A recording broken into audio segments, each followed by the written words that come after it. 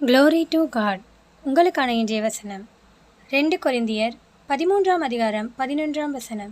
கடைசியாக சகோதரரே, சந்தோஷமாயிருங்கள், நற்சீர் பொருந்துங்கள், ஆறுதல் அடையுங்கள், ஏக சிந்தையாயிருங்கள், சமாதானமாயிருங்கள். அப்பொழுது அன்புக்கும் சமாதானத்துக்கும் காரணராகிய தேவன் உங்களோடே கூட இருப்பார். கிறிஸ்துவுக்குள் பிரியமானவர்களே, நீங்கள் எப்பொழுதும் சந்தோஷமாயிருங்கள், ஆறுதலோடே கூட நீங்கள் இருப்பீர்களாக. ஏக சிந்தையுடையவர்களாயிருங்கள், சமாதானமாயிருங்கள், ஒருவருக்கொருவர் அன்போடு இருங்கள். இப்படி நீங்கள் இருக்கும் பொழுது, தேவனுடைய கட்டளைகளை நீங்கள் பின்பற்றும் பொழுது, அன்புக்கும் சமாதானத்துக்கும் காரணராகிய தேவன் உங்களோட கூட இருப்பார். அவர் உங்களோடு கூட இருந்து உங்களுக்காய் யாவையும் செய்வார். ஆமீன்.